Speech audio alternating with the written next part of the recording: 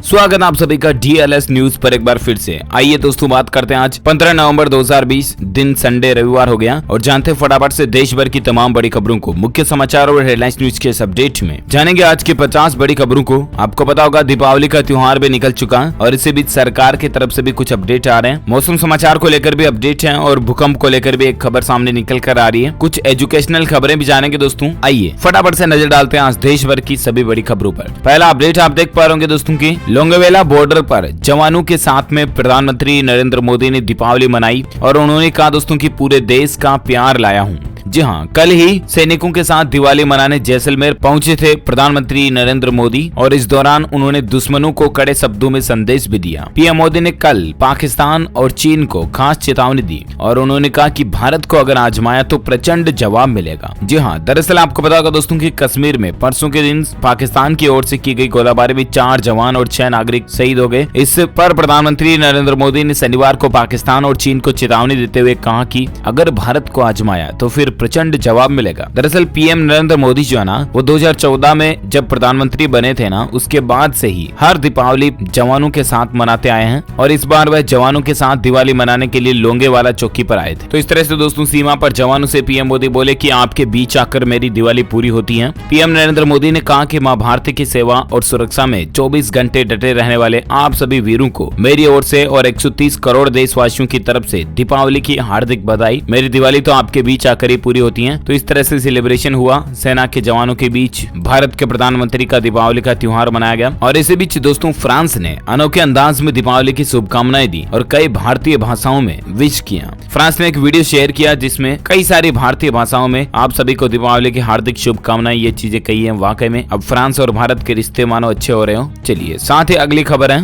एक अच्छा अपडेट देखिए। 5 लाख लोगों को रोजगार देगा पतंजलि आयुर्वेद, ये कहना है रामदेव का। जी हाँ, कोरोना से लेकर चुनाव तक और सियासत से विदेश नीति तक को लेकर योग गुरु बाबा रामदेव ने शुक्रवार को न्यूज 18 से खास बातचीत की और इस दौरान उन्होंने कहा दोस्तों कि योग के जरिए न उद्योग बेचता हूँ न कोई राजयोग बेचता हूँ। मैं योग के जरिए करोड़ों लोगों को आरोग्य देता हूँ और लाखों लोगों को मैंने रोजगार भी दिया। 5 लाख से ज्यादा लोगों को रोजगार दिया है और भी अब लाखों लोगों को स्वास्थ्य के साथ शिक्षा संस्कार भी दिए। और उन्होंने कहा दोस्तों की आगे आने वाले समय में भी करीब 5 लाख और लोगों को रोजगार मिलने वाला है पतंजलि के जरिए। तो अच्छी बात है ये। साथ ही अगली खबर देखिए, बेघर लोगों के लिए साल 2025 तक 90,000 के लगभग फ्लैट बनवाएगी दिल्ली सरकार। इसका खाका भी तैयार हो चुका है। जहाँ जिन गरीबों के पास खुद का घर नहीं है, पक्का मकान नहीं है, उनके लिए बहुत ही अच्छी खुशखबरी है। दिल्ली के अरविंद केजरीवाल सरकार ने राजधानी में रह रहे बेघर लोगों के लिए साल 2025 तक 3 चरणों में 89,400 फ्लैट बनाकर देने का निर्णय लिया है। दिल्ली के विभिन्न इलाकों में ये फ्लैट 237 एकड़ जमीन में बनाए जाएंगे। पहले चरण में 41,400, दूसरे चरण में 18,000 और तीसरे चरण में 30,000 फ्लैट्स का निर्माण किया जाएगा। पहले चरण में बनाए जाने वाले 41,400 फ्लैटों की अनुमानित लागत 3312 करोड़ रुपए होगी। तो ये दूसरे चरण वगैरह की प्लानिंग चल रही है दिल्ली सरकार की तरफ से, अच्छी बात है। साथ ही अगली खबर देखिए दोस्तों, दिवाली के मौके पर पहली बार केसर की कीमतों में भारी गिरावट देखने को मिली है। आगे और भी इसके दाम गिर सकते हैं। ड्राई फ्रूट्स यानी कि सूखे मेवे हो या मसाले रेट, इन दोनों के मामलों के बीच केसर का दर्जा हमेशा ऊपर रहा।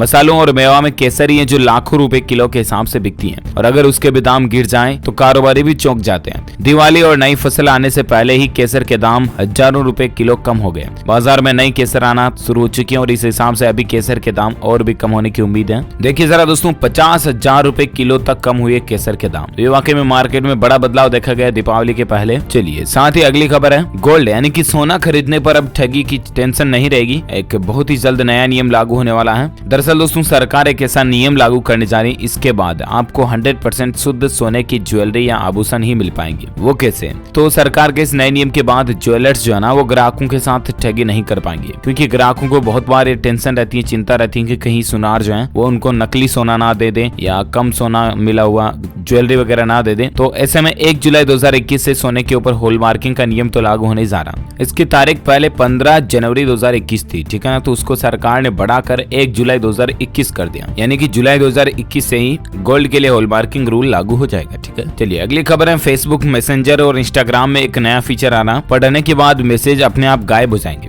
दरअसल दोस्तों न्यू फीचर है फेसबुक का मैसेंजर और इंस्टाग्राम के लिए एक नया वेनिस मोड फीचर आ रहा है और उसके बाद आपके मैसेजेस अपने आप गायब हो जाएंगे। वेनिस मोड में text message, emoji, images, voice message और स्टिकर सब कुछ रीड करने के बाद अपने आप गायब हो जाएंगे। वेनिस मोड का अपडेशन आने के बाद messenger, chat, thread swipe up करते ही फीचर इनेबल हो जाएंगे। इस फीचर का इस्तेमाल आप कैसे कर पाएंगे तो ये काफी आसान है। वेनिस मोड का अपडेशन आने के बाद messenger, chat, thread swipe up करते आप इस फीचर को यूज ले पाएंगे। इसके बाद स्क्रीन डार्क हो जाएगी। वहीं स्वाइप अप करने के बाद फिर से नॉर्मल मोड में आ जाओगे। व्हाट्सएप में भी आपको पता होगा डिसअपीयरिंग फीचर आना जिसमें रीड करने के बाद मैसेज ऑटो डिलीट हो जाएंगे। तो इस तरह का फीचर अब इंस्टा और फेसबुक में भी आपको देखने को मिल सकता है, ठीक है ना। और अगली खबर देखिए, अमेज़न में गजब नौकरी का मौका है। सिर्फ 4 घंटे के लिए आपको मिलेंगे 70,000 रुपए। जी हाँ, दुनिया की सबसे बड़ी ई कॉमर्स कंपनी अमेज़न में आप भी नौकरी का मौका पा सकते हैं और इस नौकरी में आपको केवल 4 घंटे रोजाना काम करना होगा। ये काम डिलीवरी बॉय का। इस काम में भी उतनी ही मेहनत है जितनी अन्य नौकरियों में है। हालांकि यहाँ पर कमाई काफी अच्छी हो रही है। अगर आप बेरोजगार है तो फिर फुल टाइम या फिर पार्ट टाइम इस नौकरी को कर सकते हैं। फिलहाल कंपनी तकरीबन 20,000 लोगों को जॉब पर रखेगी। 10 से 15 किलोमीटर की रेंज में होती है डिलीवरी। अमेज़न की दिल्ली में लगभग 18 सेंटर हैं और ऐसे ही ज्यादातर शहरों में अमेज़न के सेंटर हैं। सभी पैकेज को ग्राहक के पते पर पहुंचाया जाता है और अमेज़न सेंटर से लगभग 10 से 15 किलोमीटर के एरिया में पैकेज डिलीवर किया जाता है। दोस्तों आप अमेज़न में डिलीवरी बॉय के लिए अगर ऑनलाइन अप्लाई करना चाहते हैं तो इसके लिए एक लिंक भी है ऑफिशियल logistics.amazon.in/apply नाउ पर आप ऑनलाइन आवेदन भी कर सकते हैं, ठीक है ना। आपको बता दूं अमेज़न के ज्यादातर सेंटर्स में डिलीवरी बॉय की जगह हमेशा खाली रहती है। वहां पर आप अपना काम जॉब दे सकते हैं और अगर आप फुल टाइम वगैरह वर्किंग करते हैं, अगर आप कोई रोज 100 पैकेट डिलीवरी कर देते हैं ना तो आराम से आप 60-70 रुपए हर महीना कमा सकते हैं। चलिए साथ ही अगली खबर है, देखिए जरा, हर 10 में से 7 शहरी भारतीय खेलते हैं मोबाइल गेम्स। टॉप 10 गेमिंग देशों में भारत भी शामिल है। जी हाँ, 10 में से 7 शहरों में रहने वाले भारतीय लोग अब किसी भी डिवाइस पर वीडियो गेम या मोबाइल गेम खेल रहे हैं। ये देश को दुनिया के टॉप 10 गेमिंग कंट्रीज में ले जा रहे हैं। गुरुवार को एक नई रिपोर्ट में इस बात का खुलासा हुआ दोस्तों कि मोबाइल गेमर्स ने पीसी या फिर कंसोल गेमर्स को स्पष्ट रूप से पछाड़ दिया, क्योंकि सिर्फ 12% भारतीय कंसोल पर गेम खेलते हैं जबकि 67% लोग स्मार्टफोन या टैबलेट का इस्तेमाल करते हैं। भारतीय गेमिंग जनसंख्या में 82% लोग एक सप्ताह में 10 घंटे गेम खेलते हैं। इसके अलावा 16% लोग सबसे ज्यादा गेम खेलते हैं और वे 10 घंटे से भी ज्यादा समय तक वीडियो गेम्स खेलते हैं। तो यूट्यूब गेमिंग में भी भारत जागरूकता के मामले में तीसरे नंबर पर है और इंगेजमेंट के मामले में 5वें नंबर पर है। यूट्यूब से तुलना करें तो फेसबुक और ट्विटर पर भी गेमिंग की जाती है, लेकिन वहां पर यह संख्या 12% ही है। गेमिंग को लेकर भारत का अपडेट आपको देखने को मिला होगा। और अगली खबर देखिए, मास्क नहीं लगाने पर देना होगा 100 रुपए का जुर्माना, हाथ धोने की सुविधा न होने पर भी लगेगा फाइन। जी हाँ, नागालैंड सरकार ने सार्वजनिक जगहों पर मास्क नहीं लगाने वालों पर 100 रुपए और हाथ धोने की सुविधा नहीं रखने वाले संस्थानों पर 500 रुपए जुर्माना लगाने का निर्णय लिया।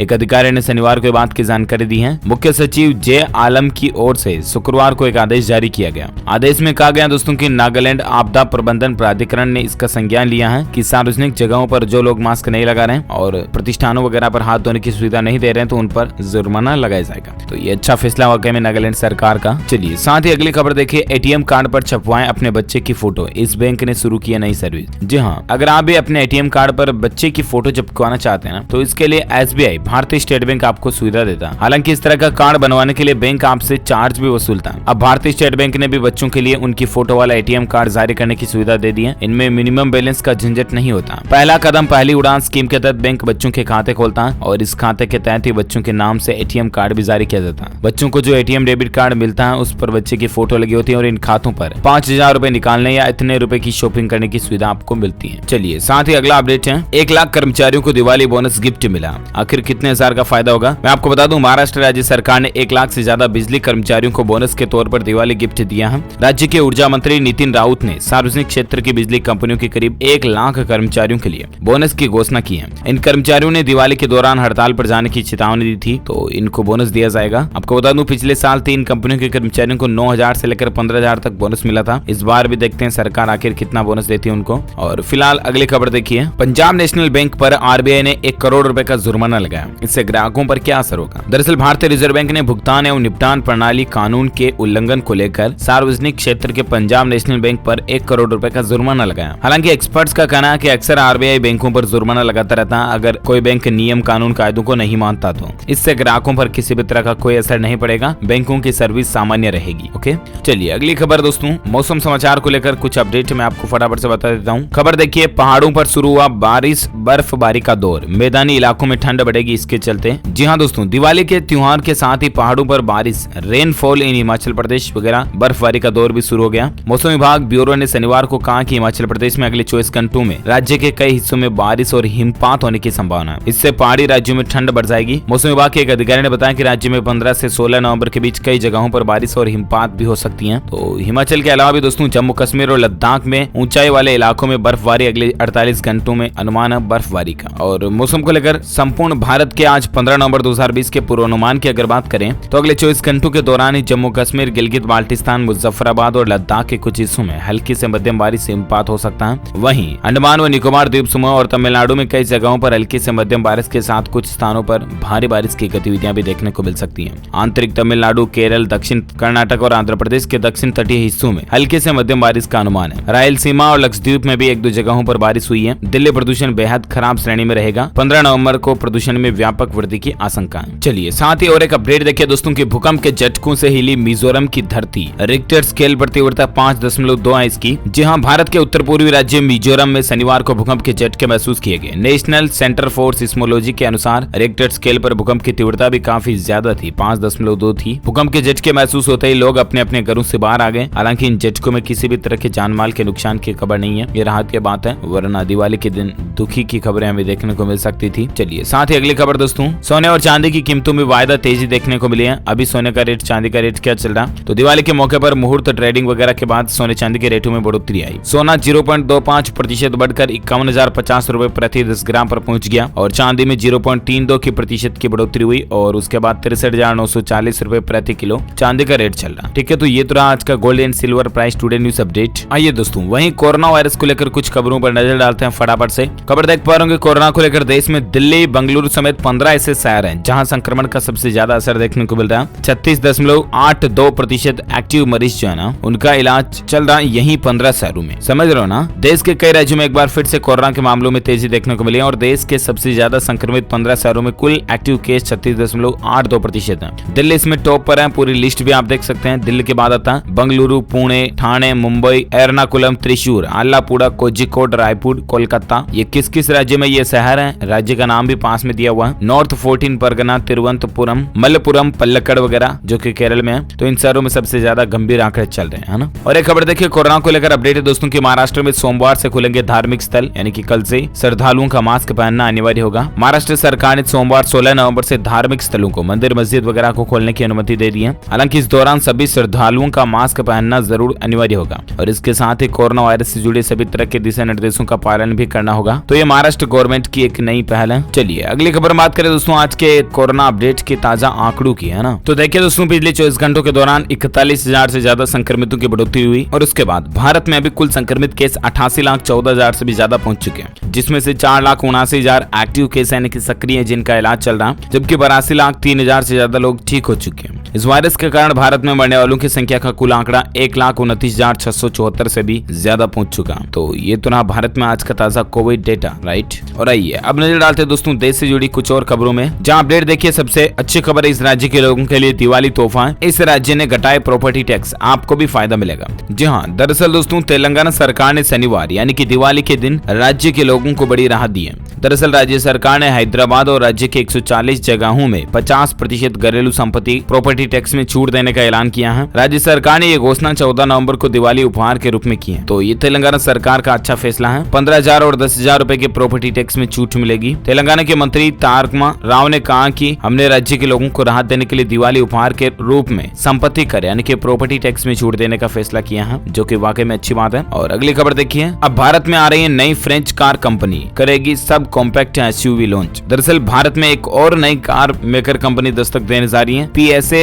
ग्रुप नाम की ये कंपनी जो है ना, अगले साल भारत में 2 सब कॉम्पैक्ट एसयूवी लॉन्च करेगी। जानकारी के मुताबिक दोस्तों कंपनी की पहली कार C5 एयर क्रॉस होगी और ये 5 सीटर प्रीमियम एसयूवी है जिसे 2021 में लॉन्च किया जाएगा। इसकी कीमत 28 से 30 लाख के बीच हो सकती है। दूसरी एसयूवी होगी इसकी साइट्रोन C21 करके, जो भी भारत में लॉन्च की जाएगी। देखते हैं आखिर और इसकी क्या प्राइस वगैरह रेंज रहती है, बजट में आपको बताऊंगा अपडेट। और फिलहाल अगली खबर देखिए, बिहार में नीतीश कुमार ने इस्तीफा दे दिया। अब 15 तारीख को यानी आज ही नए CM के नाम नाम का ऐलान भी किया जाएगा। बिहार विधानसभा चुनाव के नतीजे आने के बाद नए मुख्यमंत्री को लेकर चर्चा तेज चल रही है। इसी बीच मौजूदा मुख्यमंत्री नीतीश कुमार ने राज्यपाल फागू चौहान को अपना इस्तीफा सौंप दिया और बिहार की 16वीं सभा को भंग करने की सिफारिश भी की है। राज्यपाल ने सीएम का इस्तीफा स्वीकार कर लिया और देखते हैं दोस्तों कि आज बिहार के सीएम के पद पर किस नए नाम का वापस ऐलान हमें देखने को मिलता है। और एक अगली खबर देखिए, टेक्नोलॉजी के तहत अच्छी खबर है, व्हाट्सएप में अब बहुत जल्द फेस अनलॉक फीचर भी जुड़ेगा। अभी तक व्हाट्सएप जो लॉक अनलॉक होता है ना, वो बायोमेट्रिक फिंगरप्रिंट वगैरह भले ही इस्तेमाल हो सकता है, लेकिन फेस अनलॉक व्हाट्सएप में मौजूद नहीं है, राइट। हालांकि iOS के लिए, एप्पल वालों के लिए ऑलरेडी व्हाट्सएप में फेस अनलॉक का ऑप्शन मौजूद है, लेकिन बहुत जल्द एंड्रॉइड वालों के लिए भी ये फीचर आ जाएगा, ठीक है ना। चलिए अगली खबर देखिए, कुछ एजुकेशन न्यूज को लेकर अपडेट है। CAT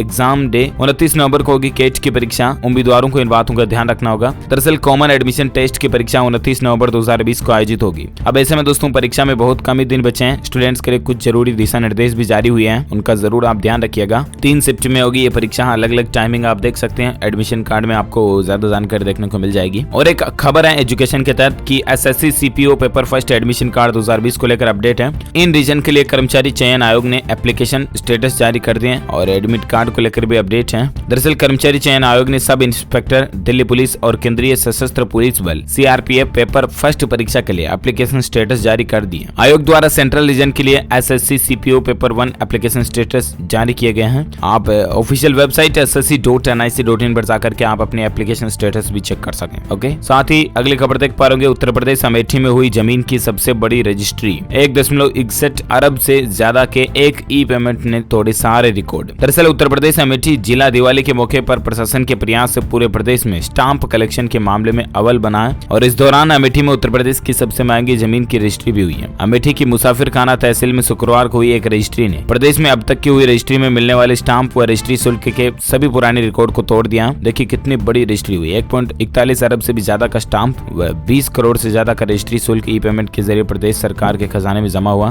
तो ये वाकई में बहुत ही अमेजिंग बात है। ओके दोस्तों, तो इस कड़ी में आज दिन भर की तमाम बड़ी खबरें, मुख्य समाचार, हेडलाइंस न्यूज का अपडेट वीडियो यहीं फिनिश होता है। आप मुझे नीचे कमेंट करके जरूर बताएगा कि इस दिवाली क्या आपने भी पटाखे फोड़े थे या नहीं। कमेंट में यस अथवा नो बताइए। इस वीडियो को लाइक कीजिए, शेयर कीजिए अपने दोस्तों के साथ फेसबुक और व्हाट्सएप पर। और अगर आप DLS न्यूज चैनल पर पहली बार आए हैं ना, तो चैनल को सब्सक्राइब करके बेल आइकन जरूर दबा देना, ताकि आपको रोजाना के ताजा अपडेट्स तुरंत आपके मोबाइल पर मिलते रहेंगे। Thank you, take care, good bye, जय हिंद, जय भारत, वंदे मातरम।